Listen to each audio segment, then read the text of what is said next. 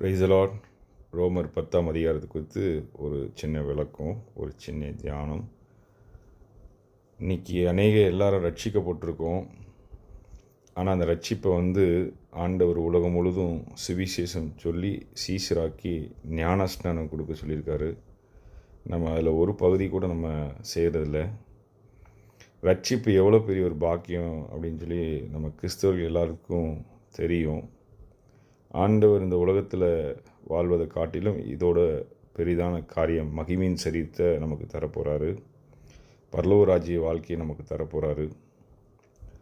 அந்த கிஃப்டை நாம் மட்டும் அனுபவிச்சா போதாது, எல்லாத்துக்கும் சொல்லணும் அப்படின்னு சொல்லியிருக்காரு. எல்லாத்துக்கும் சுவிசேஷம் சொல்கிறது எப்படின்னா, இன்றைக்கி ஸ்கூல் போகிறவங்க உங்கள் ஸ்கூலில் உங்கள் நெருங்கிய நண்பர் இருப்பாங்க. நீங்கள் சொன்னால் கேட்கக்கூடிய நபராக இருப்பாங்க.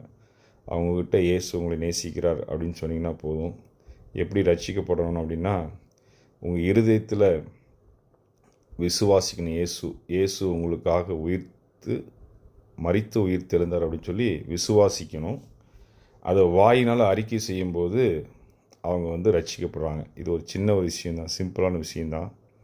இது அழகாக நம்ம அவங்களுக்கு சொல்லி கொடுத்தோம்னா, அவங்க ஏதாவது பிரச்சனை வரும்போது அவங்களுக்காக ஜெபம் பண்ணுறது, அவங்களுக்கு எப்படி ஜெபம் பண்ணுன்னு சொல்லி கொடுத்தா, அவங்க கூட இருக்கிறவங்களுக்கு நீங்கள் சொல்லி கொடுக்கும்போது, இது ஒரு சின்ன சின்ன விஷயங்கள் தான். நம்ம உலகப்புறமான வாழ்க்கையவே பின்னாடியே ஓடிட்டு இருந்தோம்னா, ஆண்டோட வேலையை நம்ம எப்போவுமே செய்யவே முடியாது. நம்ம கூட ட்ராவல் பண்ணவங்க கூட மட்டும்தான் இந்த வேலையை நம்ம ஈஸியாக செய்ய முடியும். இதே நீங்கள் யாராவது ரோட்டில் தெரியாத கிட்ட போய் சொன்னீங்கன்னா அவங்க ஏற்றுக்கொள்ள மாட்டாங்க.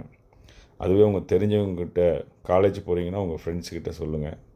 வேலைக்கு போகிறீங்கன்னா அவங்க கூட வேலை பார்க்குறவங்க அநேக பிரச்சனைகள், பாடுகள் மத்தியில் இருப்பாங்க, அவங்கக்கிட்ட சொல்லுங்கள் எப்படின்னு. ஆண்டவர் அழகாக தெளிவாக சொல்கிறார். ரோமர் 10ஆம் அதிகாரம் பாருங்கள். அவரை விசுவாசியாதவர்கள் எப்படி அவரை தொழுது கொள்வார்கள்? அவரை குறித்து கேள்விப்படாதவர்கள் எப்படி விசுவாசிப்பார்கள்? அவரை குறித்து கேள்விப்படாதவர்கள் எப்படி அவரை விசுவாசிப்பார்கள்? ஆண்டவரை தெரியலனா எப்படி அவங்க நம்புவாங்க?